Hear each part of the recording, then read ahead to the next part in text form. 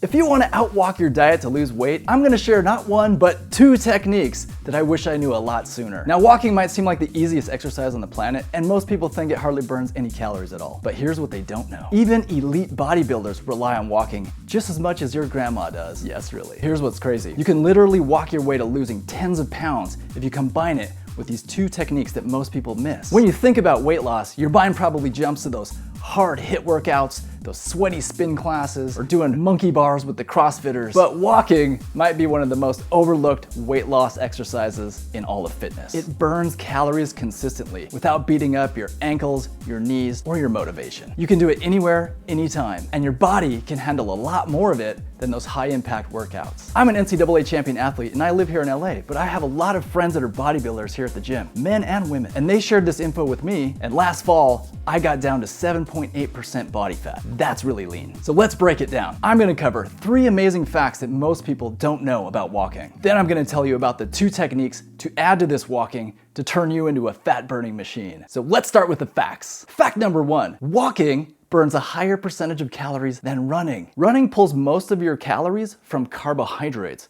where walking taps more into your fat stores. That's because walking keeps you in the fat oxidation zone and pulls energy from your fat and not from your carbs. So if you walk, say, 3 miles, about 70% of that calories comes from fat. Run the same distance, only 50% comes from fat. That's a big deal, especially when fat loss is your goal. Yes, running burns more calories per minute, but that's not the whole story. Because walking is low impact, you can do it longer, more frequently, and with less risk of injury. Fact number 2, here's one you didn't see coming. A Stanford study showed that walking can boost your creativity by up to 60%. And it didn't matter if participants were walking inside on the treadmill or outside. The act of walking itself lit up the brain. Steve Jobs, the inventor of Apple, often said in interviews that some of his best ideas came while he was walking, especially during long walks he would take around Palo Alto. Why does this matter for fat loss? Because this can help you multitask. Throw in your headphones, put on a podcast, and go take a walk for an hour. You'd probably watch the same podcast sitting on the couch. And walking feels totally effortless. So if you're feeling stuck,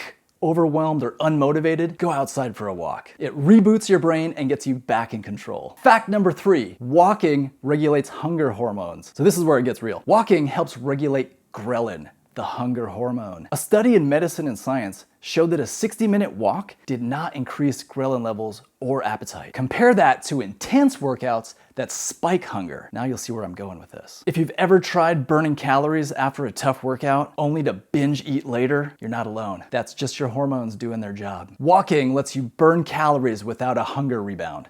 Now that's a huge win. Here's a bonus fact. Walking improves your vision health too. This is something that almost nobody knows about, but it's a game changer in today's screen-heavy world. So when you walk outdoors, especially in open areas, you're constantly shifting your eyes from near objects to far objects. That focal changing from close up to far away in the distance helps give our eyes a break from the high tension staring that we do all day in front of our phones, our laptops, and our TV screens. And here's where it gets even more interesting. According to Dr. Andrew Huberman, a neuroscientist at Stanford, regular exposure to far distance viewing and natural light can slow the progression of myopia, that's nearsightedness, and promote healthier circadian rhythms. So it's not just about your legs, your lungs, and your fat. Your eyes need a workout too. Now to the 2 techniques that turn walking into a fat burning machine. All 3 of those facts are powerful, but here's what unlocks the results. 2 techniques that when paired with walking allow you to burn fat without crash dieting or killing yourself in the gym. Let's go. Technique number 1. Most people think they need to starve themselves to lose weight. That's totally wrong. What they need is to create a consistent calorie deficit, and walking helps them do this without noticing. Let's say your maintenance calories are at 2,400 calories, and your food intake is also 2,400 calories. If you walk an extra hour a day, you're gonna burn another 200 calories. Now, if you eat the same amount of food,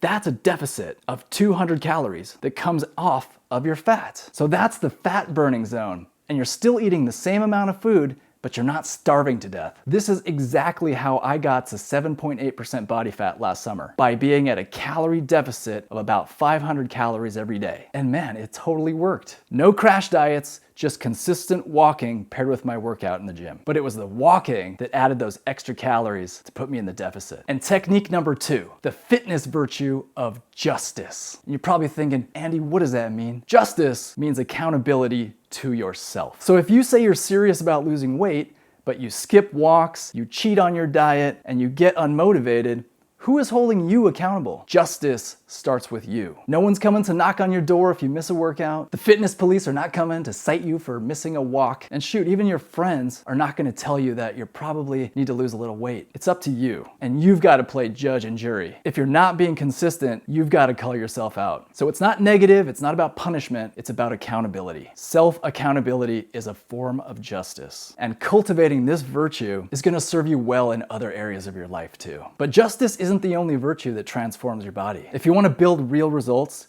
you need more than consistency. You need character. This is part of my 4 virtues of fitness. There's 3 other virtues I'm going to tell you about really quickly. 1, prudence. That's the wisdom to make smart choices before you even embark on your fitness journey. It's knowing what you don't know. It's having a clear and planned out routine from trusted sources that know what they're talking about. So many people in the gym don't have a plan, and it's easy to spot the ones that don't. Then there's temperance. That's restraint, discipline. It's knowing when to stop eating. 5 cookies is enough. You better not get through the whole box. Cultivating temperance keeps your goals from getting hijacked by your impulses. And finally, fortitude. It's the virtue of grit, toughness, the power to keep going. It's knowing that it's not an injury that you feel, it's just a challenge. And if you're anti-fragile, that challenge will result in big gains. And with the right mindset shift, you will welcome the burn and the challenge because you can hack your brain into making it feel like growth. Each of these is a fitness virtue, and together they're a foundation. And that's how you earn transformation. So let's zoom out. I started with a big claim that you can outwalk your diet. And now you've got the facts and the techniques. Walking burns a higher percentage of fat than running does. It boosts creativity. It regulates your hunger hormones. And it helps you create a daily calorie deficit that, paired with consistency, keeps fat off in the long term. That's how you turn walking into a real strategy. That's how I got to 7.8% body fat. And my friend at the gym, Bree, she entered a professional bodybuilding competition. And I don't know what her body fat percentage is, but she is lean. And you know what I see her doing all the time? She's walking on the treadmill. So if this helped you see walking in a whole new light, then hit like, subscribe, and then leave a comment. I wanna see who has the highest amount of steps in a single day. A few years ago, I went to Paris, and I think I had 22,000 steps in a day. I think that's my max too. So if you have more than that, let me know what your highest number is down below. And for some of you big fans out there, sign up to my newsletter. I have some cool stuff planned down the road. There's a little link down below in the description box.